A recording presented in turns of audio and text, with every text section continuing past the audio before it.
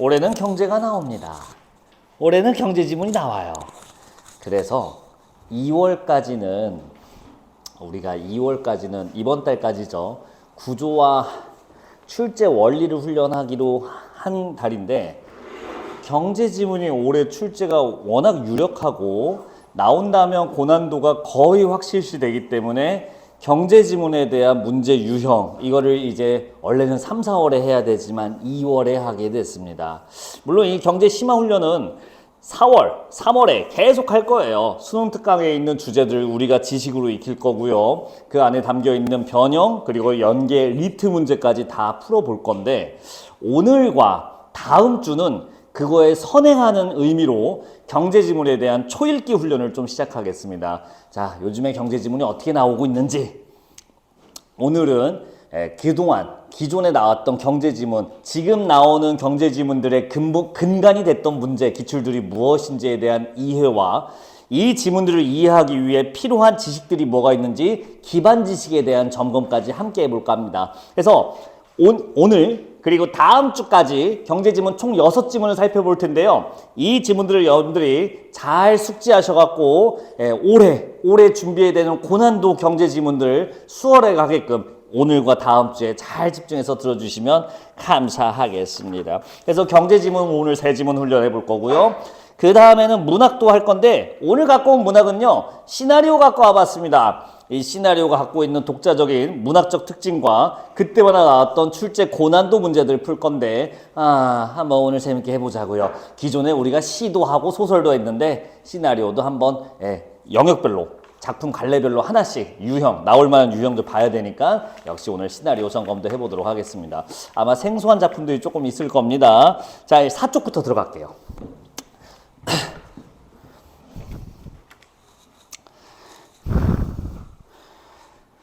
들어가기 전에 설명을 좀 드리고 시작할까 했는데 어제 보니까 한번 먼저 해보고 들어도 괜찮더라고요. 그래서 첫 지문은 두 번째, 세 번째는 저랑 같이 좀 하고요. 첫 지문은 자 2011년 9평입니다. 이게 세월이 오래됐어요. 근데 이게 거의 경제 지문의 시작이라고 보면 되는 그 지문이에요. 자, 물론 2000년대도 계속 경제 지문은 나왔어요. 잠깐만 우리가 지문들을 이제 이해하려면 지문에서 요구하는 배경 지식이 있습니다. 무슨 말이냐? 설명을 안 해주거나 불친절한 개념들이 계속 나와요. 특히 짧은 글일수록 그런 경향이 더 심한데 최근 수능은 글의 길이가 계속 짧아지고 있죠. 그런데 왜 이렇게 설명도 안 하고 혹은 불친절하게 설명하면서 우리에게 문제를 풀게 하나요? 하면 출제 원리의 기반. 자, 올해 수능 특강 나왔잖아. 수능 특강 독서 있잖아요. 아직 뭐 안 보신 분들이 대부분이겠지만 거기에 독서 원론이 써 있습니다. 어떻게 독서를 읽어야 올해 수능을 풀 수 있는지 가이드가 되어 있는데요. 작년하고 다를 바가 없었어요. 똑같아요. 두 가지 원리에 입각해서 독서를 하라고 되어 있어요. 바로 말씀드려 볼게요. 첫 번째 원리는 켜져 있는 거 맞지? 첫 번째 원리는 상향식 독해라고 써 있더라고. 상향식 독해. 글이 어떻게 구조되어 있고 어떤 유형의 글이 있는지 글의 관계를 볼 수 있는가. 우리가 1, 2월 동안 훈련하는 그거예요. 출제 유형, 글자, 문단의 진행 패턴들. 자, 그거를 이해하면 글을 잘 읽을 수 있다. 근데 이것만으로는 안 된대요. 하향식 독해가 필요하대요. 이거는 이렇게 써 있더라고. 글을 이해하기 위한 근간 지식, 즉 배경 지식의 필요성 이렇게 되어 있어요. 그러니까 공식적으로 배경 지식을 통해서 글을 이해한다는 거는 수능 특강, 평가원에서 수능을 출제하는 평가원의 공식 입장이기도 해요. 그러니까 이 배경 지식을 우리가 알아서 글을 빠르고 정확하게 이해하는 게 필요합니다. 그러면 배경 지식이 어디서부터의 배경 지식인지를 우리가 얘기를 조금 하고 시작하자고. 쉬워요. 수능 특강, 그리고 5월에 수능 완성. 이거 왜 줄까요? 문제 유형을 보라고? 글쎄, 문제 유형은 평가원에 거기 이제 평가원에서 교수님들 모아놓고 내는 거라서 새로운 유형을 내려고 노력하지 기존 유형을 답습하려고 노력하지는 않습니다. 그러면 이 책들은 왜 내주냐, EBS에서? 여기 실려 있는 게 배경 지식이 되니까 좀 공부해와라. 그런 의미예요. 문학은 문학대로 작품 연계를 직접 해주죠. 그리고 독서는 독서대로 그 안에 담겨 있는 지식들을 전달해 주게 됩니다. 이 두 개에 담겨 있는 지식들을 다 공부할 거예요. 3월부터. 자, 이게 배경 지식 첫 번째, 원투고요. 세 번째는 우리가 기출을 보는 이유예요. 기출도 당연히 배경 지식에 들어가기 때문에 자, 우리가 경제 다음 주까지 6지문 본다고 했잖아요. 보다 보면 알 거예요. 올해는 2010년대 초반 지문들이고요. 다음 주에는 2010년대 후반, 2020년대 초반 그때 그릴 최근 기출들 볼 건데 똑같은 개념들이 계속 나와요. 뭐 수요, 뭐 민감도 맨날 그 얘기인데 점점 설명을 안 해줘.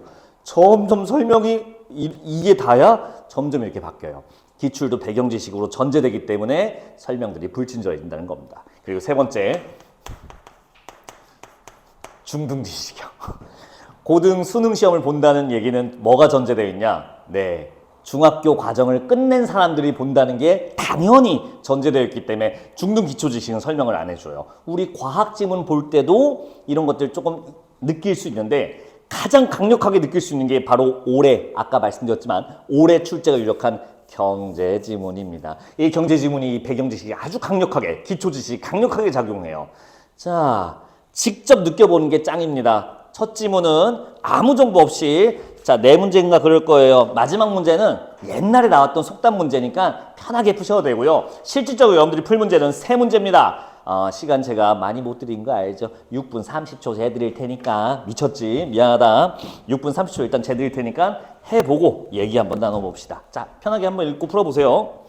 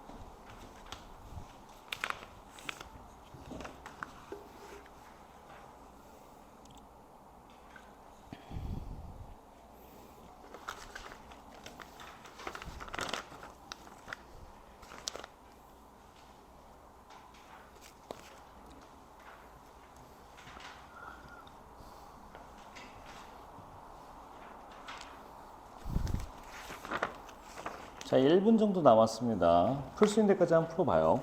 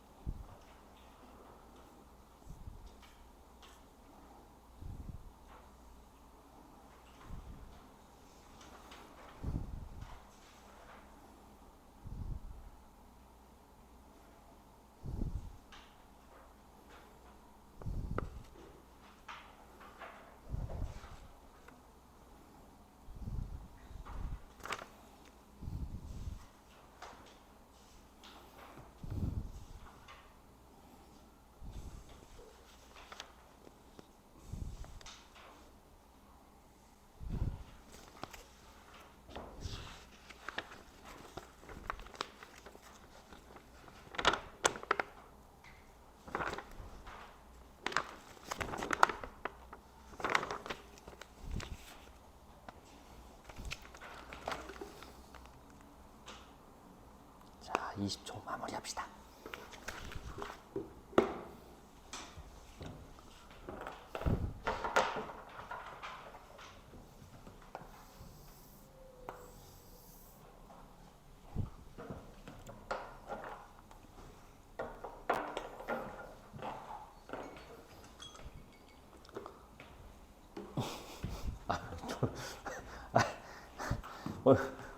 동현 씨, 뭘 지금부터 졸려? 에이, 봐봐요. 이거부터 해드릴게요. 오늘은 이걸 하진 않고요. 오늘 다음 주는 요거 해볼 거예요. 기출에 담겨 있는 배경 지식과 중등 과정까지 알아야 되는 기본적인 사회 지식 보도록 할게요. 맨 처음에는 수요 공급입니다. 이거를 안 하고 할 수가 없어. 잘 들어봐. 왜냐면 모든 경제의 기본은 당연히 수요와 공급입니다. 상식적인 얘기입니다. 그래서 여러분들 수요는 사고 싶은 마음인 건 구체적으로 설명 안 드려도 알지. 수요는 사고 싶은 마음, 사고 싶은 양을 의미합니다. 공급은 팔고 싶은 마음, 파는 양, 파는 것을 말해요. 수요는 사는 거, 공급은 파는 거, 판매하는 거. 그리고 이 수요 공급 그래프는 정확하게 결정이 되어져 있습니다. 처음부터. 왜냐하면 경제학적 지표로 결정되기 때문에 이걸 출제자가 의미로 바꿀 수 있는 게 아니에요. 뭐 비유를 하자면 영어를 시험을 내는데 영단어를 자기 마음대로 바꿀 수 없듯이 이 경제 수요 공급 그래프도 X축 값과 Y축 값이 고정되어 있습니다. 자, 이거 들어본 분도 계시겠지만 처음 듣는 분은 잘 들어봐봐요. X축은 재화량으로 결정되어 있고요. Y축은 가격으로 처음부터 결정되어 있습니다. 이게 수요 공급 그래프의 기본 X축, Y축 값이에요. 그리고 수요와 공급, 사고 싶은 마음과 팔고 싶은 마음을 그래프에 표현하게 되는데, 자, 요거부터 보도록 합시다. 이거 사고 싶은 마음일까, 팔고 싶은 마음일까, 그거부터 볼 줄 알아야겠죠. 기본이기 때문에 이거부터 하는 겁니다. X축부터 여러분들이 습관적으로 보고 있다면 이건 수학의 뇌가 절여져서 그래요. 이 경제 그래프는 X축 수요 공급 곡선에 한해서, 이 곡선에 한해서 X축부터 보면 답이 안 나옵니다. X축부터 보게 설계된 그래프가 아니에요. 처음부터. Y축부터 봐야 됩니다. 봐봐. 이거는 수요인가요? 아니면 공급인가요? 하면 이렇게 보는 거야. 가격이 높을 때와 낮을 때를 보도록 하겠습니다. Y축부터 보는 거야. 가격이 높을 때는 이 마음이 여기 정도로 결정되네요. 그쵸? 가격이 높으니 여기야. 근데 가격이 낮으니 이거의 양이 많아지네요. 자, 이 그래프는 무슨 재화를 의미하는 걸까? 비싸면 조금이고요. 저렴하면 커지는 거. 당연히 사고 싶은 마음입니다. 당연한 얘기 아닌가요? 비싸면 사기 싫어요. 싸면 사고 싶어요. 똑같은 물건에 대해서. 예, 이게 바로 수요 곡선이라는 거. 상식적으로 받아들일 수 있을 겁니다. 공급은 반대죠. 공급은 똑같이 가볼까요? 가격이 높을 때 그 마음이 커져요. 근데 가격이 낮으면 이 마음이 작아지네요. 됐을까요? 이 그래프 보실 줄 알죠? 공급 곡선은 가격이 높으면 커지고 가격이 낮으면 작아진다. 이게 뭡니까? 비싸면 팔아야겠다. 싸구려면 내가 갖고 있는 게 저렴하면 이걸 뭐하러 팔아. 이렇게 된다는 얘기입니다. 사람의 기본적인 심리가 이 경제학 그래프에 담겨 있어요. 그리고 균형 가격은 이 두 개가 만나는 데서 보통 통상적으로 가격이 설정됩니다. 이게 중학교 1학년 2학년 때 배우는 사회예요. 수요 공급. 특히 오늘 풀 지문 중에 한 지문은요. 이 적정 가격 형성이라는 얘기조차도 안 해요. 당연한 얘기라고 하고 그냥 넘어가서 언급조차 없어. 근데 알아요, 프로. 자, 중등사회라서 기본이었습니다. 기본. 아주 베이스야. 기억할 거 두 개. 하나, Y축부터 보세요. 그리고 수요 공급의 정의 볼 줄 알면 되고 만나는 지점이 가격이 형성된다. 거기까지 봐주시면 됩니다. 그리고 두 번째.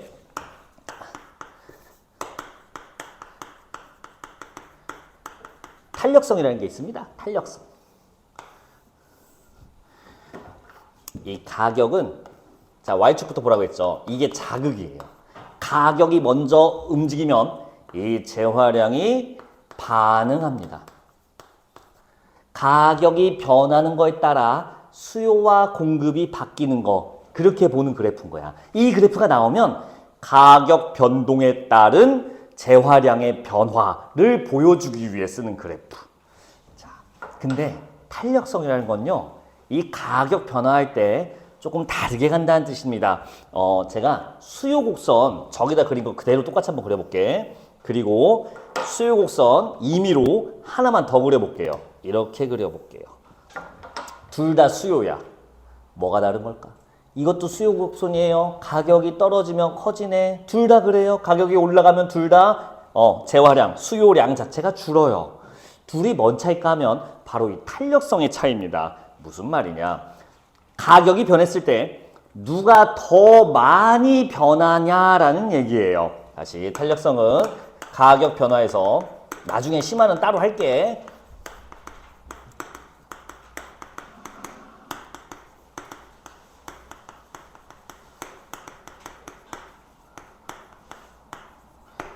가격이 변화한 거에 따른 재화량이 수요량이든 공급량이든 그게 얼마큼 변하는 정도인지를 보는 게 탄력성이래요. 자, 바로 봅시다. 둘이 여기서는 똑같은 가격에 여기 가격에서는 둘 다 수요 공급이 수요가 같아요. 왔어? 그거 가져가. 가격이 내려갔다 쳐봅시다. 여기까지 가격이 내려왔어요. 볼게요.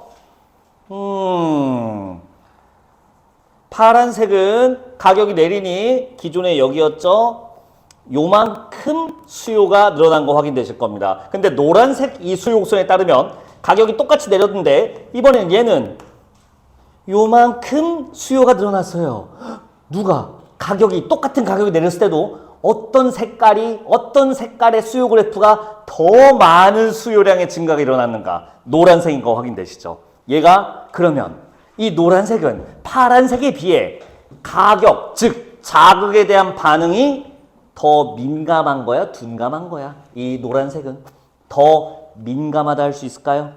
민감하다, 더 탄력성이 높다. 이 탄력성과 민감하다는 완벽하게 같은 말입니다. 경제학에서. 자극에 더 하고 더 크게 반응한다는 뜻입니다. 민감하다가 뭐야? 방금 말한 것처럼. 똑같은 자극이 있어도 더 크게 반응해. 네가 더 민감하구나. 이 민감도를 알기 위해서 이 같은 수요 그래프라도 그 차이를 볼 줄 알아야 돼요. 심지어 오늘 그냥 초반에 나왔던 경제지문 3개 그냥 뽑아왔는데 그 중에 2개가 민감도가 들어있습니다. 설명도 별로 안 하고. 자, 요거는 조금 원래는 설명을 해줘야 되는데 여러분들이 추론할 수 있어요라고 하고 내버리는 거라서 알고 있으면 훨씬 더 편하게 읽을 수 있습니다. 자, 오늘 이거 지금 푼 것도 관련이 좀 있었죠. 우리 첫 지문 보고 있어, 최선아. 자, 여기까지 해서 오늘 수요 공급 딱 여기까지만 할 거야. 나중에 뭐 잉여도 하고 뭐 최저임금선 이런 것도 나중에 해야 되는데 오늘은 수요 공급에 대한 원리 그리고 민감도까지 정도 봐주시면 됩니다. 자, 그리고 하나 더. 요즘에 핫한 거. 요즘이라 하기엔 좀 뭐하다. 8년째 핫한 거. 환율입니다. 자, 환율에 대한 얘기는 2000년대까지는 설명해줬어. 환율이란 뭐뭐뭐에 대한 뭐뭐뭐. 자, 근데 이제 2010년대로 오니까 귀찮나 봐. 주석으로 처리해버려요. 여러분들 처음 시작하자마자 이렇게 시작하잖아. 일반적으로 환율에 하고 시작하는데 환율에다가 별사탕 달아줬어요. 그리고 이렇게 처리해버려.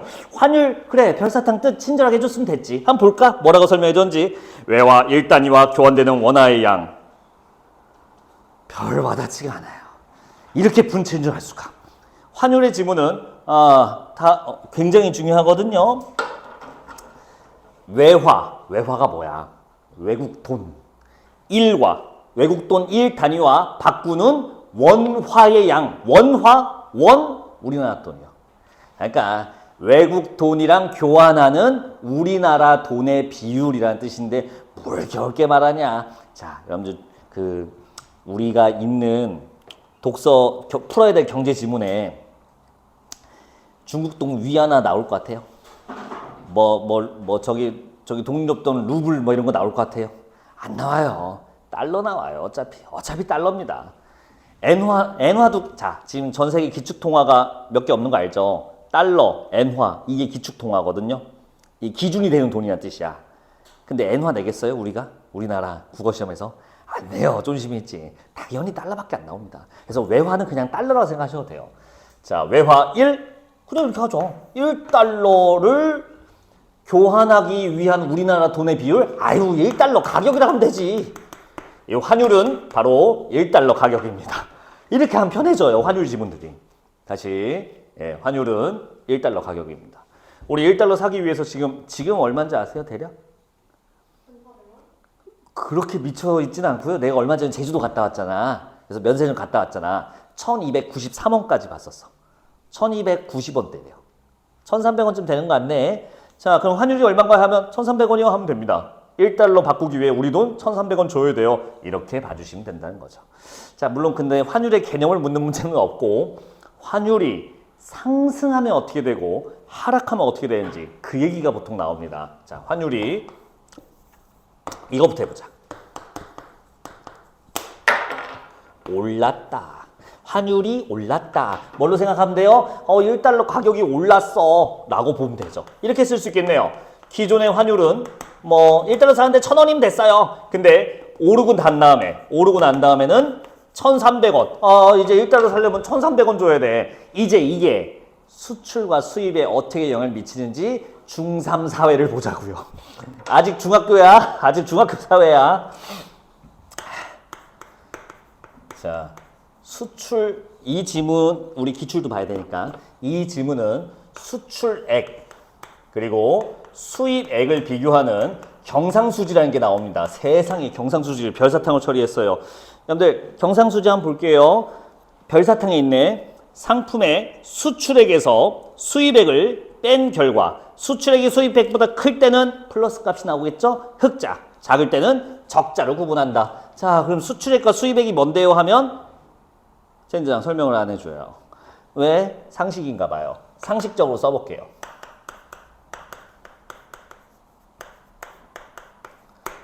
수출해서 버는 금액, 수출해서 들어온 돈이란 뜻이잖아.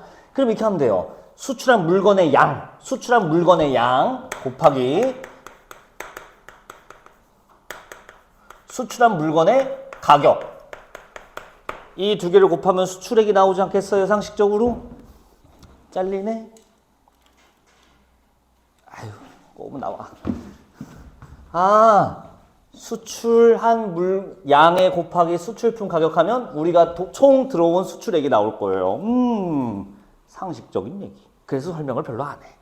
수입액도 마찬가지입니다. 수입한 물건의 양 곱하기 그때 수입품의 가격. 이렇게 하면 우리가 총 수입하는데 쓴 금액이 나오게 됩니다. 괜찮을까요? 상식이에요, 상식. 요건 설명 안 해요. 당연한 얘기라서. 자, 그러면 환율이 변했을 때 무슨 일이 일어나는지 보자. 여기가 어려워. 초등학교 때나 중학교 때 배우는 지식이 이렇게 배워요. 환율이 오르면 수출이 잘 될까요? 수입이 잘 될까요? 이런 얘기 나오거든요. 자, 결론만 말하면 수출이 잘 됩니다. 환율이 오르면. 왜 그런지 보자고. 우리나라 1000원짜리 물건 있다 쳐봅시다. 1000원짜리 물건. 1000원짜리 물건이 있어요. 자, 이거 팔아요. 어디다가? 미국에다 팝시다. 미국에다 팔게요. 자, 환율이 오르기 전 기존에는 얼마? 1달러에 판매가 될 거예요. 오케이. 자, 근데 환율이 오른 상태를 가정해 봅시다. 이제 1,300원이 됐어요. 자, 물어볼게. 1달러보다 높아졌을까 낮아졌을까 가격이. 계산해봐. 요 정도는 할 줄 알아야 돼. 1,000원이었어요. 1,000원이 간데 1달러일 때야. 1,000원 물건을 파니까 1달러에 판매돼요. 근데 이제 1,000원짜리 물건을 팔 건데 환율이 1,300원인 상태야. 그러면 이 1,000원짜리 물건은 지금 1달러가 1,300원이래. 그러면 1,000원짜리 물건은 1달러보다 비싸졌어? 싸졌어? 김선태 씨 혹시 알겠어요? 잘했습니다. 요 정도는 할 수 있지 않을까요? 당연한 얘기죠. 어때요? 물건 가격이, 수출품 가격이 저렴해져요. 자, 그럼 이상해져요.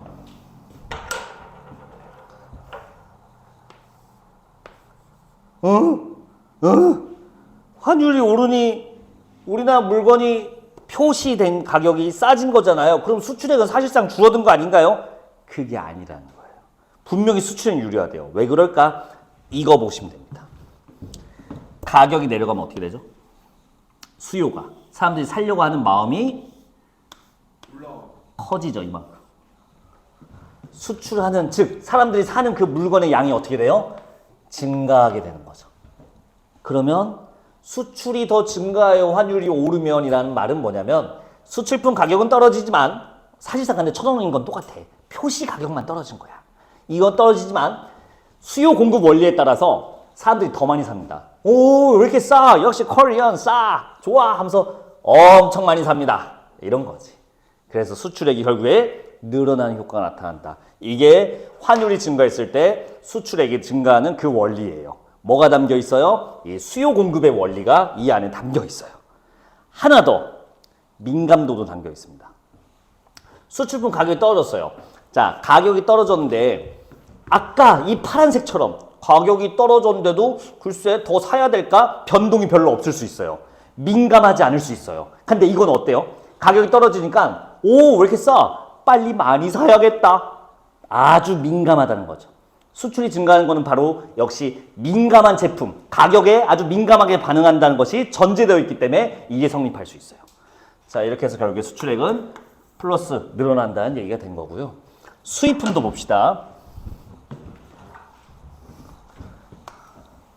수입품 가격은 어떻게 될까요? 이거 쉬워. 개 쉬워. 자, 1달러 물건이 있대요. 1달러 물건 수입할 거야. 어디로? 우리나라로. 자, 기존에는 얼마에 팔았게요? 1달러짜리. 쉽죠? 1,000원에 판매합니다, 우리나라에.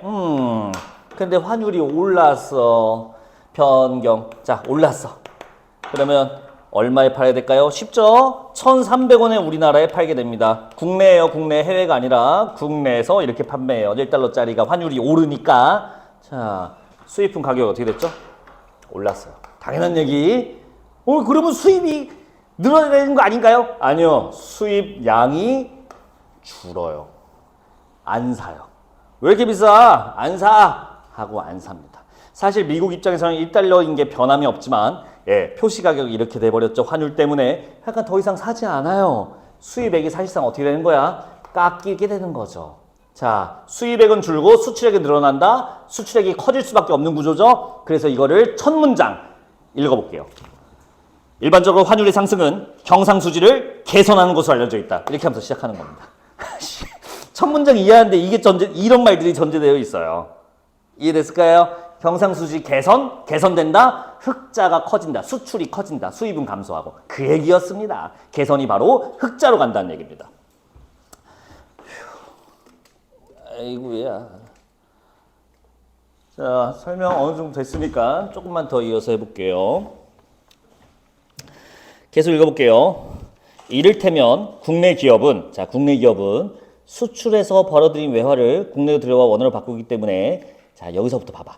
환율이 상승한 경우에는 외국에서 우리 상품의 외화 표시 가격을 다소 낮추어도 무슨 말 하는 거야? 이거 말하는 거야, 이거. 우리나라 물건을 환율이 오른 경우 이 물건을 해외에서 팔 때 표시 가격은 낮추더라도 수출품 가격은 좀 떨어졌을지라도 계속 읽어볼까요? 수출량이 늘어나면 수출액이 증가한다. 예, 됐지?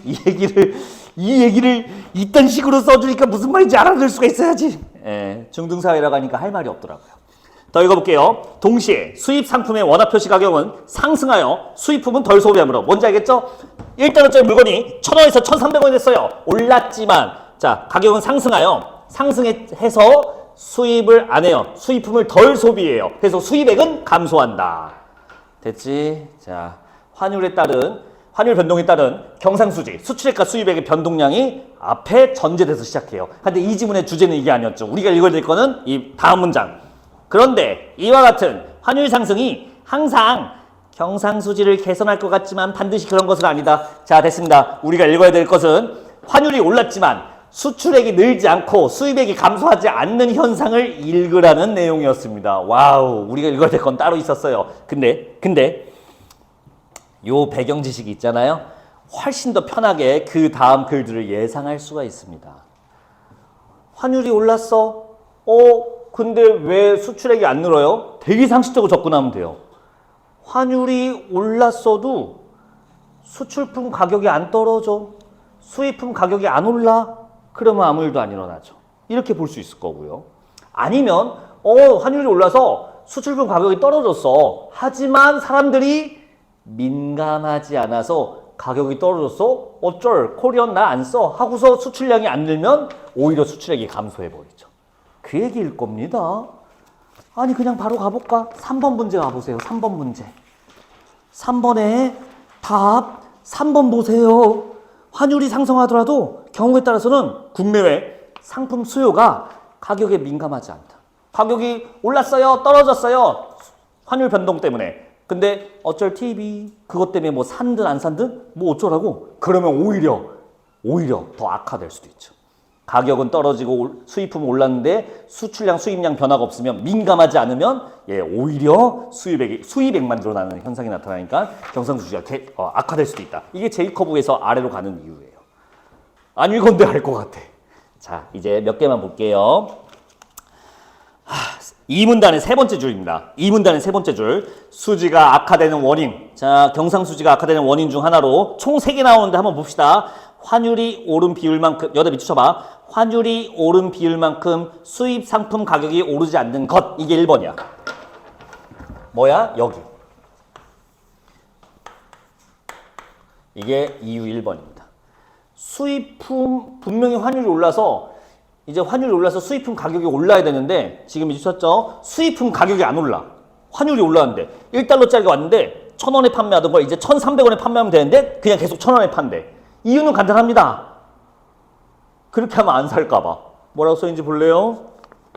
이는 계속 읽을게. 환율 상승 후 상당 기간 동안 외국 기업이 수입품 판매하는 외국 기업이 매출 감소를 우려해. 이유가 나왔네요. 매출 감소의 우려에 상품의 원화 표시 가격을 바로 올리지 않기 때문이다. 네, 그냥 1,000원인 걸 갑자기 1,300 올리면 사람들이 안 사니까 손해가 조금 있더라도 그냥 눈물에 똥꼬쇼 하면서 1,000원에 판다는 얘기입니다. 그러면 수입품 가격이 오르지 않았으니 당연히 수입량도 변화가 없겠지. 그러니까 별로 개선이 안 일어난다. 그 얘기였고요. 계속 읽어볼게요. 또한 소비자들의, 자 여기서 밑줄칠게요. 수입 상품 소비가 가격 변화에 따라 줄어들기까지는 상당 기간이 소요된다. 여기가 2번 이유예요. 수입 상품 변화가 일단 일어났어. 수입품에 대한 가격에 대한 변화가 늘어났겠지. 환율이 올랐으니까. 근데 그게 실제로 사람들이 이제 사는데 이제 그거에 맞춰서 수요량이 줄어야 되는데 가격이 올랐기 때문에 그 시간까지는 꽤 많은 시간이 걸린다라는 얘기가 두 번째 이유. 자, 이거 거의 비슷한 얘기가 뭐냐면 민감하지 않게 반응한다는 얘기입니다. 이제부터 1,000원짜리를 1,300원에 팔겠습니다. 뭐 어쩌라고 그냥 사지 뭐. 이런다는 얘기입니다. 생각보다 가격이 수요에 반영이 잘 안 될 수 있다. 그 얘기고요. 이거는 많이 일어나요, 생각보다. 여러분들 아이폰 쓰는 친구들 있잖아요. 아이폰이 환율 올랐다고 자 80만 원짜리를 120만 원에 팔겠습니다. 와 40% 상승.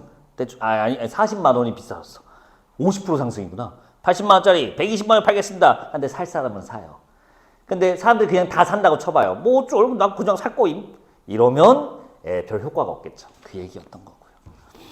그 다음 그뿐만 아니라 국내 기업이 상품의 외화 표시 가격을 낮추더라도 외국 소비자가 이를 인식하고 소비를 늘리기까지는 다소 시간이 걸린다. 자, 똑같은 얘기네요. 이번엔 수출품 얘기입니다. 환율이 올라서 수출품 가격이 떨어졌지만 그걸 외국 사람들이 인지하고 코리안 물건 싸구만 빨리 사야지 라는 데까지는 시간이 걸린대요. 즉 민감하지 않게 반응한다. 수출량이 생각보다 안 늘고 있다. 그때도 개선이 안 된다.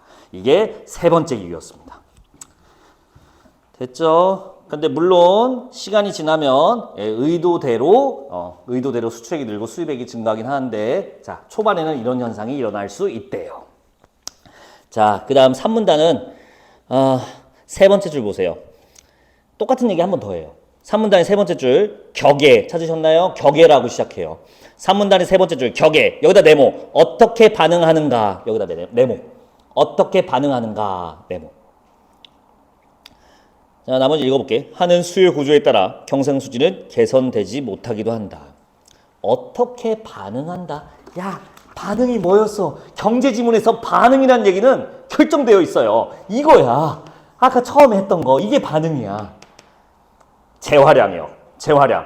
어떻게 반응하는가? 뭐에 대해? 가격에 대해 어떻게 반응하냐에 따라 일어나지 않을 수도 있대요. 이 개선이. 자, 기억 밑줄 볼게요. 경상수지가 그다지 개선되지 않거나 오히려 악화될 수도 있다. 이게 아까 풀었던 3번 문제였어. 민감하지 않게 반응하면 어떻게 반응하냐. 가격이 내려가요. 수요가 늘어야 되는데 아니 난 그렇게 반응 안 할 건데 민감하지 않게 반응할 건데 이러면 별로 개선이 안 일어난다. 그래서 아까 3번 답이 3번이었던 거야. 그 얘기였고요. 자, 니은 좀 다른 얘기입니다. 뭔가 추가해 준 건데 니은은 수출 기업이 환율 상승하니까 유리해요. 자기들한테. 수출품 가격이 표시 가격이 떨어졌으니까. 근데 노력을 안 해요. 어차피 가격 싸졌으니까 외국 애들 많이 사겠구만. 근데 제품 품질이 그냥 도태되면 어차피 비싸도 안 사지. 그 얘기입니다. 니는 좀 다른 얘기였어요. 자, 된 것 같습니다. 이제 마지막 문단 두 번째 줄 중간 와봐요. 마지막 문단 두 번째 줄 중간 두 번째 줄 경상수지가 자, 적자 상태라면 여기다 밑줄 일반적으로 고환율 정책이 선호된다. 이 말이 이해되시나요? 적자 상태래요. 수입액이 수출액보다 커. 그러면 고환율 정책, 환율 높여요. 이렇게 수출액이 커지니까. 다만 제이커브 현상은 뭐였죠? 항상 그렇지는 않다. 그래서 무슨 마지막 문장 읽어볼게요. 다음 문장. 그러나 이상에서 언급한 환율과 경상수지 간의 복잡한 관계 때문에 환율 정책은 신중하게 검토돼야 된다. 뭐야? 무조건 고환율이라고 무조건 개선되지 않으니까 잘 좀 신중하게 올려라 라는 얘기입니다. 자, 사실 이 환율은 여기서 설명한 이것뿐만 아니라 금리 정책, 통화 정책, 그리고 통화량의 변동량 이런 거에 수많은 요인 때문에 결정되기 때문에 영원히 나올 떡밥이에요. 너무너무 내기 좋은 거예요. 환율의 변동 요인은 2018년, 2020년 지긋지긋하게 나오고 있습니다. 왜? 그 요인이 너무 많아. 교육청 모의고사까지 합치면 진짜 한 10개는 될 거예요. 내기 좋은 떡밥입니다. 우리가 잘 익숙해지자고. 자, 문제를 풀어보셨죠? 1번 들어갈게요. 1번의 답 2번 보세요. 경상수지 개선을 위해 고환율 정책 필연성. 필연은 반드시 그러하다는데 방금 마지막에도 한 번 더 강조했지. 고환율이라고 해서 반드시 경상수지가 개선되는 게 아니야. 이 글의 주제였죠. 정면을 반박하는 말. 2번이 적절하지 않은 걸로 답이 되겠습니다. 자, 선지 3번 고른 게 오답률 1위래요. 선지 3번 봐봐. 에이, 가격 변화에 대한 외국 소비자의 지체된 반응. 이거 세 번째 이유 아니었나요? 가격 변화했어요. 수출품 가격. 근데 사람들이 어쩌라고 하고 외국인들이 안 사. 그러면 수출액이 생각보다 증가하지 않는다. 그 얘기였어요. 그러니까 3번은 맞는 얘기. 이 지문에서 있었던 얘기예요. 자, 2번 문제 한번 볼까요? J커브를 직접 그려줬네요. 자, 저기 그래프에서 A 파트 봐봐요. A. 경상수지가 적자가 됐어요. 오히려. 근데 B 기점으로 C로 가면서 흑자로 들어가게 됩니다. 자, 그러면 A가 이 지문에서 나왔던 오히려 악화되는 현상. 환율을 올렸지만, 핵심은 이거야. 환율을 올렸지만 악화. 디귿 고르신 분들 반성하시면 됩니다. 디귿 고르면 안 돼요. B를 기점으로 환율이 상승하게 된다. 이 글의 J커브는 환율이 오른 다음에 일어나는 일입니다. 약간 B부터 환율이 오른다는 말은 이 글 자체를 잘못 읽은 거죠. 그래서 D긋은 고르시면 안 돼요. 자, 기업 볼까요? 기업. 수입 상품 가격. 수입하는 상품 가격, 수입품 가격이죠. 이거 상승 비율이 환율 상승 비율에 가까울수록 이건 뭐야? 1,300원 환율 오르니까 바로 1,300으로 비슷하게 올리는 거. 수입품 가격이 바로 반영된 거. 그래서 수입량이 바로 감소하는 거. 그러면 수입액이 최종적으로 감소될 확률이 높다는 거죠. 그러면 이 J커브가 더 깊어지겠어요? 더 얕아지겠어요? 더 얕아지지. 왜? 흑자로 될 확률이 높아진다는 얘기니까. 그러니까 A가 얕아진다가 아니라 얕아진다가 맞는 거죠. 그래서 기억은 오케이. 좋은 거야. 개선에 기여하는 거죠. 니은. 수출 기업의 품질 및 원가 경쟁력이 강화될수록 품질이 좋아졌대요. 그럼 A 구간이 넓지 않고 당연히 빨리 개선되니까 A가 얕아지고 좁아질 겁니다. 예, 니은이 틀렸네요. 답이 나왔네요, 사실상. 자, 리을 봅시다. C. 환율 상승 통해 경상수지 개선 효과 나타나는 부분. 네, 최종적으로 나타난다고 했으니까 답은 2번 해주시면 되겠습니다. 3번은 아까 풀었고요. 4번은 1번입니다. 요즘 나오는 문제가 아니니까 패스할게요. 속담 안 나올 겁니다. 언제부터 안 나왔어요? 2015년부터 안 나왔어요. 8년째 안 나옵니다. 8년 만에 나올 수도 있잖아요. 거기까지는 내가 할 말이 없다. 아니, 맞출 수 있잖아. 이거 정답률 86%였어, 방금 그 속담 문제는. 우리 그거 갑시다. 10쪽으로 넘어올게요. 10쪽. 두 번째 거는 채권이니까 이따 하고요. 자, 수요 공급 원리 하나만 더 할게. 수요 공급에서 우리가 하나 더 체크할게. 아참, 다음 주 심화독해는 이 환율 지문 중에 두 번째 고난도 문제라고 하는 오버슈팅 질문이 다음 주 심화독해고요. 이번 주 이 책에 실린 심화독해는 CDS 프리미엄 채권 지문입니다. 2018년 지문일 거예요. 그래서 심화독해 때 지금 저랑 같이 수업 시간에 하는 이 근간을 가지고 문장까지 세부적으로 보면 여러분들이 완벽하게 풀 수 있게끔 구성했으니까 오늘 하여튼 잘 배워가서 현태하고 잘 해보라고. 특히 이번 주 다음 주 심화독해는 내가 경제지문 이렇게 한다니까 현태쌤이 직접 나 그러면 심화독해다 이거 할래 하고서 본인이 지정한 심화독해예요. 여태까지 내가 그냥 줬거든. 이거 하셈 했는데 나 이번에 그럼 CDS 프리미엄 줘. 채권 했지? 그럼 나 다음 주 오버슈팅 줘. 내가 그거 환율 할래. 고난도. 이렇게 하시더라고요. 잘해봐. 그러니까 이게 지금 순한 맛이야. 이 지문 정도가 오늘 나랑 하는 게. 자, 뭘 이제 볼 거냐면 하나만 더 보자. 그래프가 떨렁 이렇게 있어요. 이건 뭐 보여주는 거라고? 요 그래프죠. 수요 공급 그래프죠. 가격 변화에 따른 재화량 변동. 이거는 똑같은 얘기죠. 가격이 변하는 거에 따라 수요량이 어떻게 변하는지를 보여주고 싶은 그래프야. 근데 이 그래프를 이렇게 활용합니다. 가격 변화를 보고 싶은 거잖아. 만약에 수요 자체가 변한 걸 보고 싶으면 어떻게 될까요? 가격이 변화한 게 아니야. 수요 자체가 변화한 거야. 네, 그래프 자체가 그냥 통으로 이동하면 됩니다. 선행을 해서 잘하잖아. 이렇게 그려요.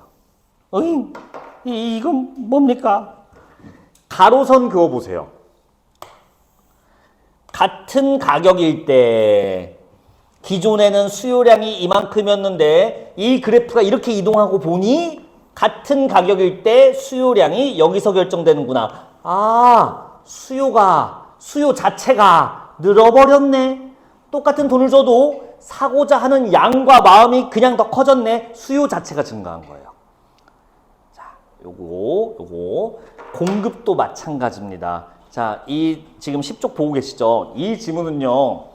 이 수요와 공급의 변동량에 대한 언급이 거의 없습니다. 근데 문제 보시면 9번 문제 슥 눈으로 봐봐요. 저렇게 되어 있어요. 이 그래프를 볼 줄 알아야 29%짜리 문제를 하나 맞출 수 있거든요. 미안하다. 39%다. 이거 맞출 수 있거든요. 뒤는 뭐 별거 없어. 자, 시간을 한번 들여볼게요. 내가 조금만 더 설명해 줄까? 내가 지금 일부러 수요로 설명했거든? 공급도 똑같아요. 야, 내가 많이 설명 안 할게. 이거 보고, 잠깐 보고 가봐. 원래 공급 이거였는데, 이걸로 설명해 줄게. 이렇게 된 거면 공급이 어떻게 된 걸까? 공급 자체가 증가한 거 보이시죠? 그러면 이 그래프랑 합쳐볼게.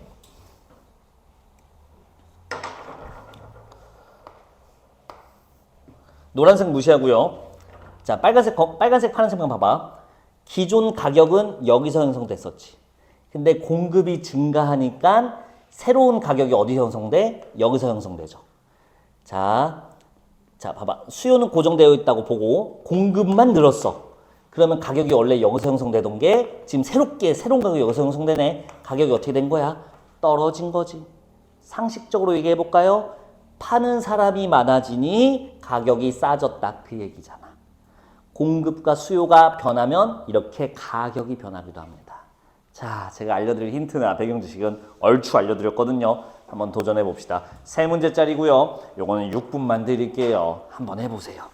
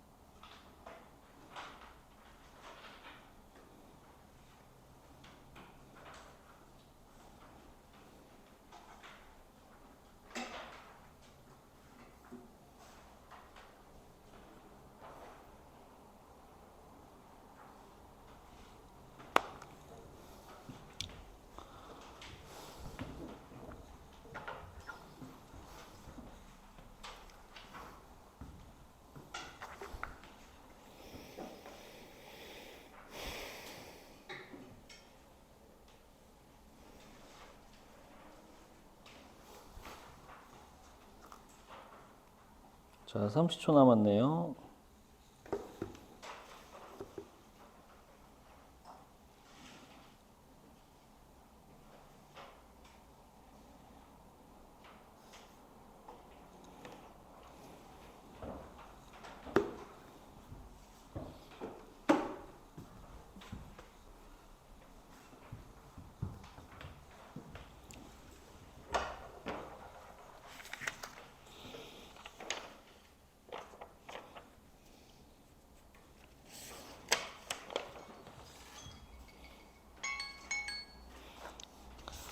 가볼게요.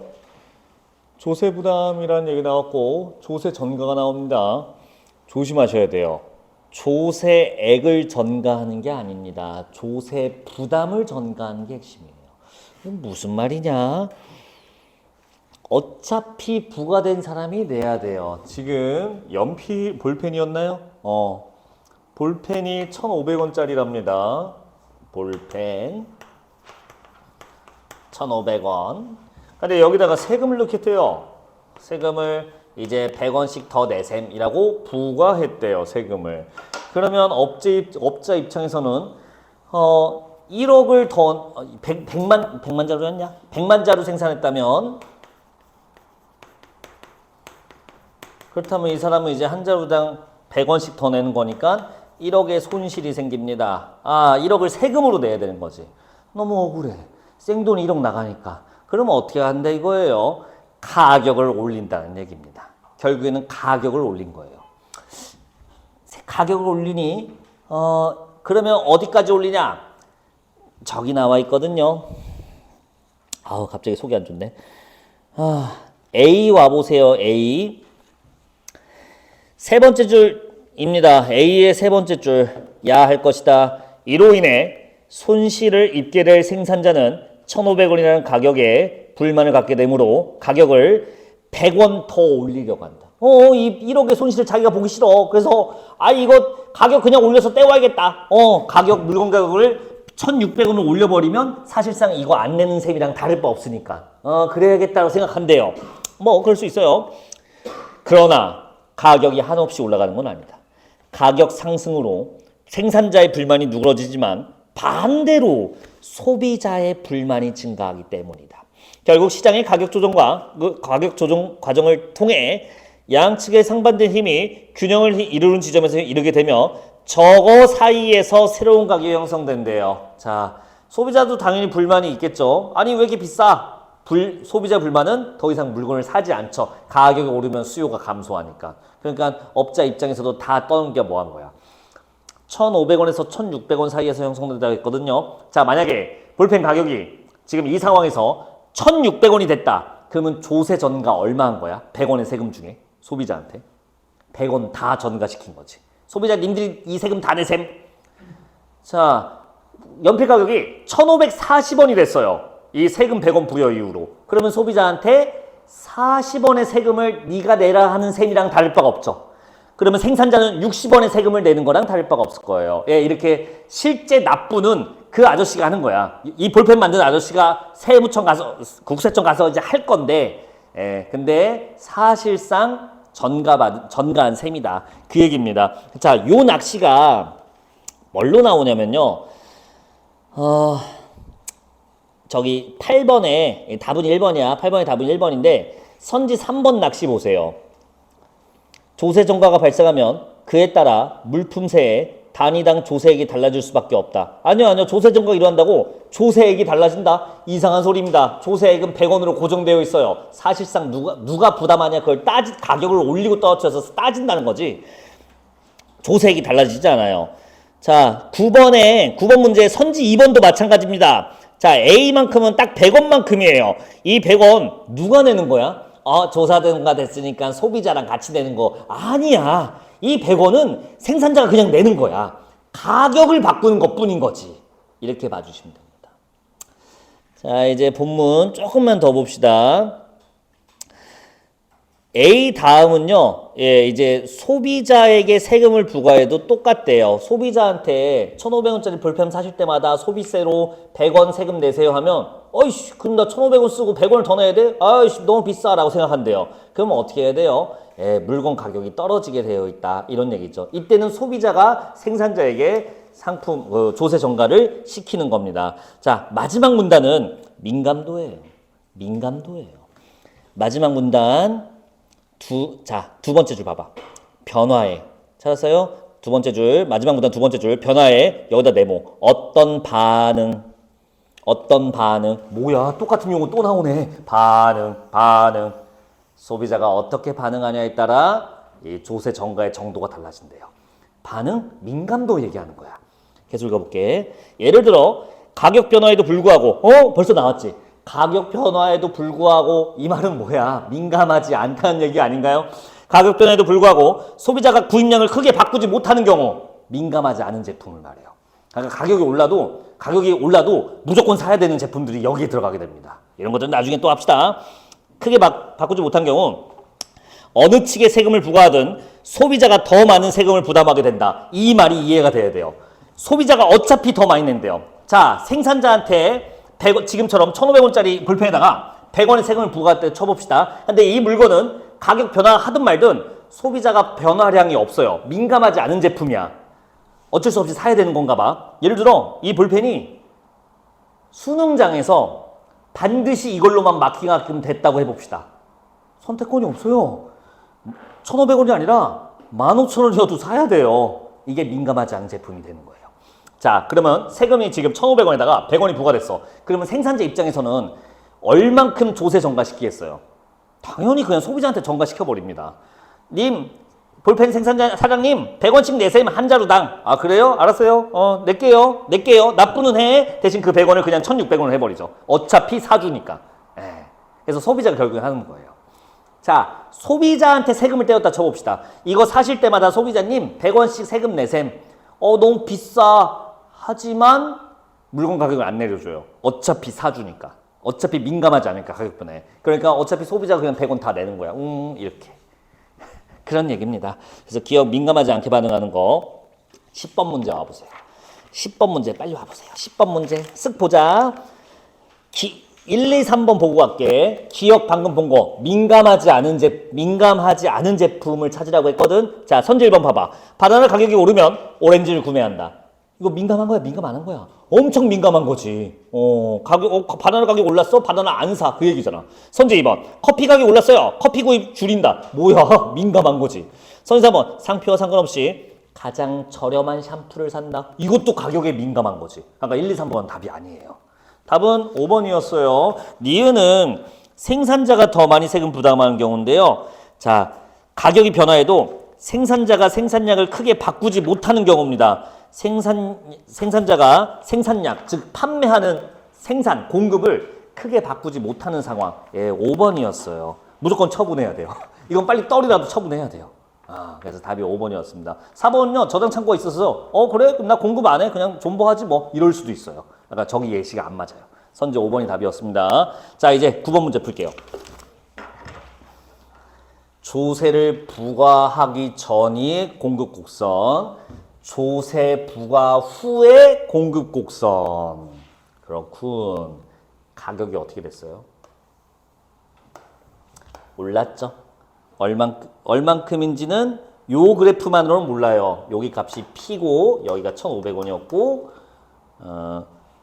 요만큼 올랐다네요. 여기가 1,600원이니까 아마 그 사이에서 결정된 값일 겁니다. 1,500, 1,000 사이. 자, 수요와 공급이 맞는 건수에서 결정된 거야. 되게 쉽게 풉시다. 조세를 부과하니까 공급이 어떻게 됐어요? 감소한 거 괜찮을까요? 공급 자체가 줄어들어 버렸어요. 그래서 가격이 올랐어요. 선지 3번 봅시다. 정답률이 절반이 안 돼요. 이게 맞춘 사람이. 조세를 100원에서 지금 조세를 100원만큼 때린 거잖아. 근데 50원으로 줄였다.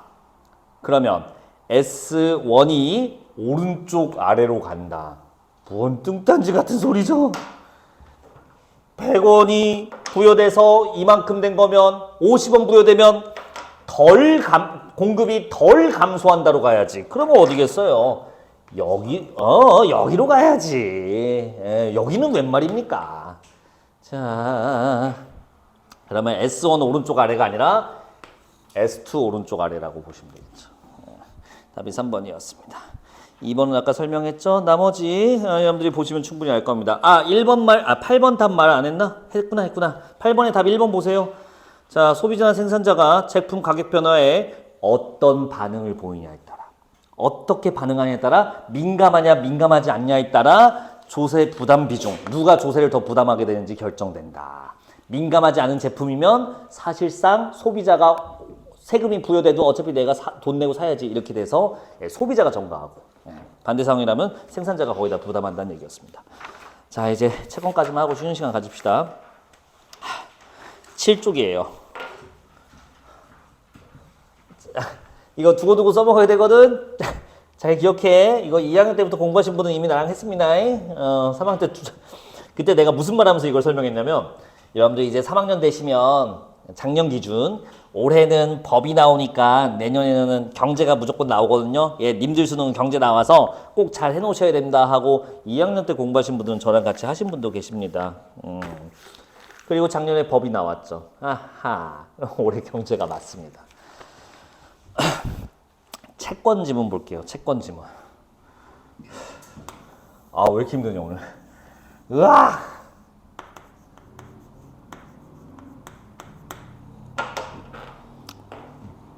물 갖고 올 걸. 목말라. 저 시계 맞겠지? 야, 쉬었다 할까? 깔끔하게. 나 목이 아프다. 미안한데 나 조금만 쉬었다 할게. 나 원래 이거 설명해주고 풀라고 하고 이제 쉬어야 되는데, 그냥 괜찮아요? 그냥 풀고 쉬는 거? 오케이. 그러면 미안해. 얼른 조금 설명해주고 풀게 해주는데 그냥 한번 해봐, 편하게. 못 풀게 했으면 그냥 나랑 설명 듣고 해봐. 자, 5번에서 7번 세 문제입니다. 이거 푸는데 6분 잡아드리면 되고 쉬는 시간 10분 드리면 되니까 18분, 20분. 자, 우리 28분에 이어서 보게. 어이구야. 몇 시? 2시 28분에 보도록 하겠습니다. 자, 조금만 쉬었다 할게요.